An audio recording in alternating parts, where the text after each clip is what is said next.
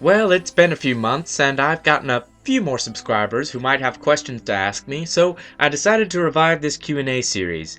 Even though most of the questions were asked all the way back in November, I still feel that I should address them and let people ask me all new questions, so here we go!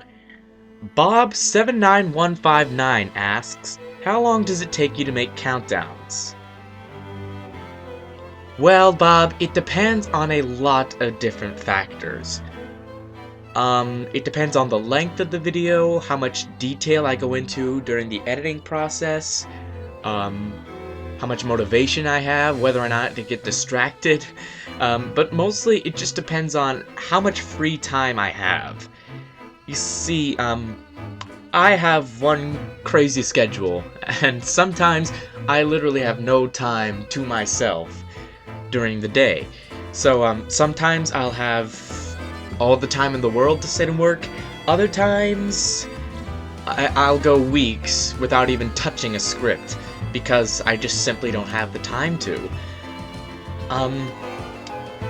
Take for example, Top 10 Victory Rituals. That was made during the summer, where I have very little going on, and it was a pretty basic video, nothing too drastic, and it was a pretty short video. That took about 5 days total to make.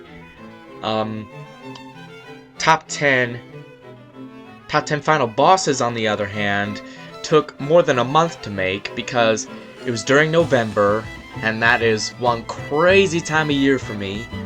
It was more than 25 minutes long, and it was quite in-depth in the process. So yeah, I'd say on average I put about one countdown per month on the internet, but you know, you might be able, I don't know, some people go faster, some people go slower. It really just depends on who you are and how much free time you have. MKOCJA5A asks, what is your favorite Zelda dungeon? That is a very tough choice, Makakcha5a. Let's see, the Ancient Cistern comes to mind. The Fire Dungeon, that was fun. Tower of the Gods, actually. The boss was a little disappointing, but that was pretty good. Pretty good dungeon. Hyrule Castle from Link to the Past. That was amazing. You know what? I think of all of them, I'll have to go with the Great Palace from Zelda 2. And if you want to know why, I'll just put it simply, it is the most challenging Zelda dungeon ever. I'm just gonna go on record and say that. I love games that can give me a challenge for years after I've beaten them for the first time. And Zelda 2 is definitely one of those games. The Great Palace isn't exactly the definitive Zelda dungeon. I mean, it's not really that puzzle-based at all. But, like what most Zelda dungeons are. But it is very, very challenging, and it's a joy to go through every time. The music is awesome, especially for the NES, and it has two great bosses at the end, two fantastic bosses at the end. Both really challenging and really interesting concepts behind them. And that's pretty much all I have to say about it. So yeah, Great Palace from Zelda 2, The Adventure of Link. That is my favorite Zelda dungeon. Peter the Great asks, what is your favorite classical music piece? Oh, that is another tough choice. Actually, no, it's not. You were probably expecting something like Beethoven's Symphony No. 9 of all these four seasons, Tchaikovsky's 1812 Overture, and I do love all of those pieces to some extent, but my favorite, by a country mile, would have to be the Nabucco by, I believe it was Giuseppe Verdi, specifically the instrumental version. I'm guessing that only about 3 of you watching this have ever heard of this. It's an opera. Well, it was originally an opera, but it was then transposed to a instrumental score, and the instrumental score is fantastic. I was lucky enough to be in an orchestra, and we played the overture to this, and I was even luckier as a violist to be right in the middle of the orchestra, like literally dead center. And so just the sound that we were able to create was amazing. And just having all the different instruments from every angle, oh, that was so much fun, so incredibly cool to play. If you haven't seen or heard of the Nabucco by Giuseppe Verdi, I'll put a link to it in the description, or at least to the Overture, because the Overture is amazing. Yeah, that's my favorite classical musical piece. Kyle Root asks, what hobbies do you have outside of YouTube and video games? Primarily, my hobbies are involved in music and theater. I play the viola. I am learning how to play the piano. I'm a vocalist, and I'm in my school's orchestra and choir. As for theater, I'm a regular member of my school's play productions. I've been in The Music Man, I've been in Christmas Carol, I was in The Bad Seed just now. I've been in The Wizard of Oz, a play called See How They Run, which is not based on Three Blind Mice. What else? Way back in middle school, I was in Tin Pan Alley. Yeah, I love to do theater. And that's part of the reason why never mind. I'm also in the Boy Scouts, but music has sort of gone haywire, and that takes up a good chunk of my schedule, so I'm not able to go to Boy Scouts meetings as often, but yeah, I am still technically involved in the Boy Scouts, so that's another hobby of mine. And I'd say that's most of my major hobbies. Again, Kyle Root again, yes, Kyle Root again, he asks, well, he had a couple of good questions, so I wanted to answer both of them. His second question is, what is your personal biggest pet peeve?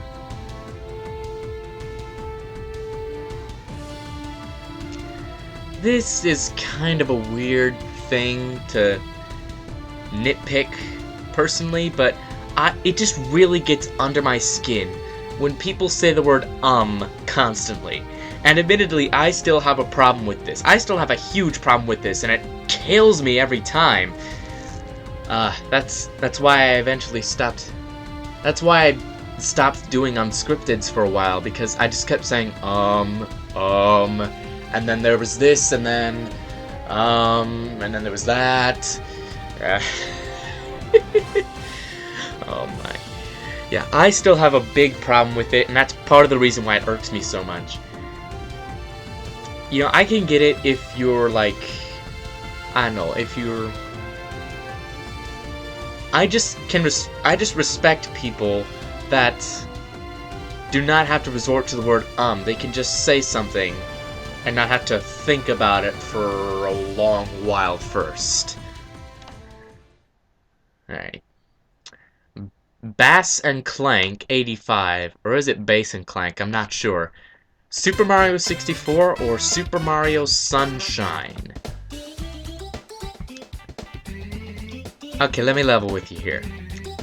I have a ton of respect for Super Mario 64 and what it did to the industry, but I personally don't really like it that much. I didn't have this game growing up, like a lot of people, so I don't get those nostalgic, fuzzy memories from it like a lot of people do, and I personally just didn't find it very engaging. It's technically a very good game. I don't know, it just didn't engage me very much. Super Mario Sunshine, on the other hand, I thought was very engaging and very, very fun to play. You know, the concept of FLUDD was really cool, and it made for a lot of unique platforming. I thought the story, yeah, it was a little weak, but it was still a pretty good storyline, with, you know, the whole Shadow Mario and Mario having to clean up the city and getting arrested. You know, it wasn't the best story ever, but then again, neither was Super Mario 64's. And aside from that, yeah, I don't know. I just like the feel of Sunshine more. I think it had a better charm or an atmosphere than Super Mario 64 did. And yeah, that's pretty much all I had to say about that. Sunshine isn't my favorite Mario game, but it is, or even my favorite main series Mario game. But I still prefer it over Super Mario 64. Just like pick up and play. Okami Amaterasu asks, what do you think of Sonic and the Black Knight? I like Sonic and the Black Knight. It's not the best Sonic game, but I do get my fair share of enjoyment out of it. What do I like the game? Well, first of all, the sword combat I thought was really cool, for just to be able to run really quickly and then slash people with a sword, versus just, like run into them. I thought that concept was really well done. Another thing I love about it is the music. The vocal tracks are amazing in that game. Night of the Wind, Fight the Night, the final boss theme, what is that called?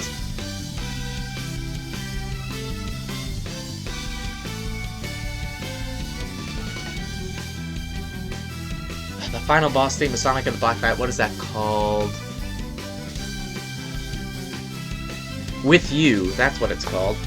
The vocal tracks are probably the best. I'm just gonna say that right now. The vocal tracks in Sonic and the Black Knight are my favorite in the whole series. And the instrumental tracks aren't half bad either. And aside from that, the story, yeah, it's a little bit shallow. And the gameplay could have been better, but, it's a bit of a guilty pleasure. It's not technically that great, but I still got a good deal of enjoyment out of it. METALIBRAX asks, what do you think of the Star Fox franchise, and who is your favorite character from it? Okay, I've only played Star Fox 64, Adventures, and Assault, but from what I have played, I love the Star Fox franchise. They are so much fun. They're not, how do I word this? They're not very great experiences most of the time, but they're not trying to be. They're just there to be fun. And I like that. I like when games just focus on being fun. As for my favorite character, I'd have to go with Fox himself. All the main characters are great. I even like Slippy a little bit, despite what you might think from Top 10 Hardest Stages or Top 15 Worst AI. But I do like all the main characters for somewhat. Especially Falco, Peppy, Crystal, all of them. But Fox is my favorite overall. The only main character in the series that I don't really like that much is Andross. I'm not even sure how to explain it. I was considering putting him on top 10 most hated characters, but then I didn't really realize why I didn't really like him that much. And besides, I don't really hate him, I'm not a big fan of him. I wish I could tell you why, but I can't. Sorry. Also from METALIBRAX, what is your favorite Sonic character? It's a cliche answer, but I have to go with Shadow the Hedgehog. I know, everybody says that's their favorite, but it's for a good reason. Shadow's backstory is really, really well done, and it really makes for an interesting personality. Speaking of the personality, his role as an anti-hero is very, very interesting, and not very... He probably has the best personality, or at least my favorite personality, in the Sonic franchise. And as for gameplay, he's really fun to play as. with the skates and the Chaos Force, Chaos Spears. Even in Sonic 06, he was at least a little fun to play as with the vehicles. You know, I mean, they might have slowed things down, sure, but, you know, you just get to blow stuff up. Who doesn't like that? Okay, maybe not. Maybe that's not what people were expecting in a Sonic game, but who doesn't like just blowing stuff up? Okay, and last question for today comes from spartamixfan. What do you think is your best work on YouTube?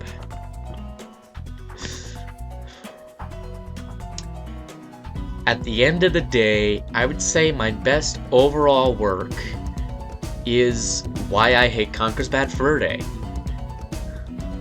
I honestly believe that that video was the video that ultimately shaped me into the video maker I am today. I was able to put it...